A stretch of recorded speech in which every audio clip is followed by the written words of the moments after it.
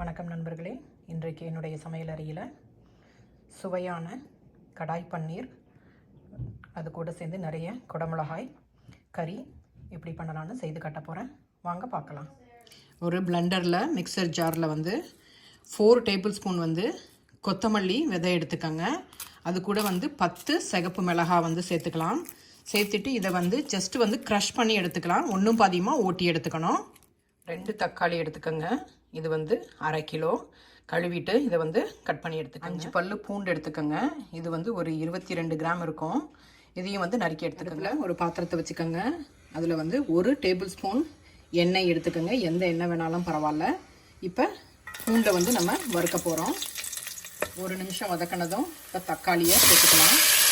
1 நிமிஷம் தக்காளியும் பூண்டும் வதங்கினதும் இப்போ மிளகாத்தூள் சேர்த்துக்கலாம். உங்கள் காரத்துக்கு தகுந்த மாதிரி சேர்த்துக்கோங்க. இது 1 டீஸ்பூன் சேர்த்துருக்குறேன். ஒரு 1/2 டீஸ்பூன் மஞ்சத்தூள் சேர்த்துக்கோங்க. மூடி வச்சு ஒரு 10 நிமிஷம் இதை நல்லா வேக விடுங்க. 10 நிமிஷத்துக்கு மேலே ஆயிடுச்சு. இதை நம்ம நிறுத்திட்டு ஆற வச்சு நம்ம அரைச்சி எடுத்துக்கலாம். ஒரு பேனில் பட்டர் சேர்த்துக்கோங்க.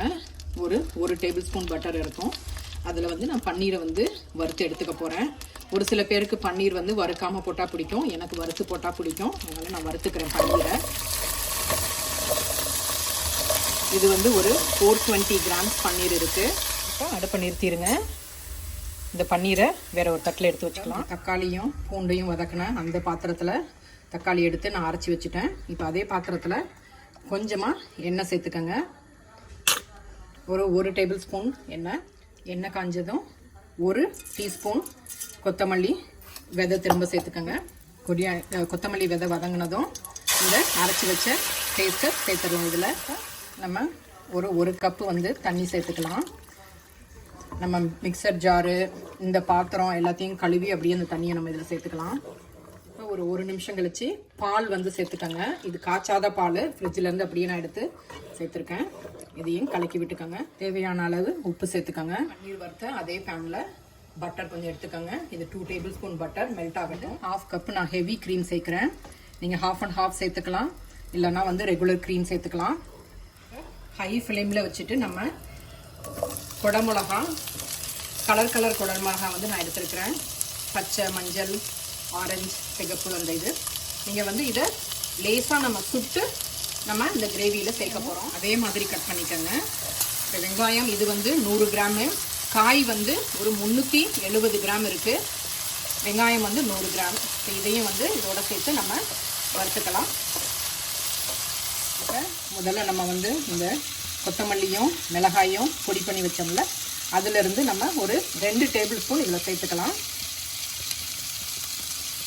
இப்போ அடுப்பை இதை நிறுத்திடலாம். காயோடது இந்த காய் எடுத்து நம்ம கிரேவியில் சேர்த்துடலாம். இப்போ பன்னீரையும் சேர்த்துருங்க. காயை சேர்த்த பிறகு ஒரு நிமிஷம் 2 நிமிஷம் இது கொதிச்சா போதும்.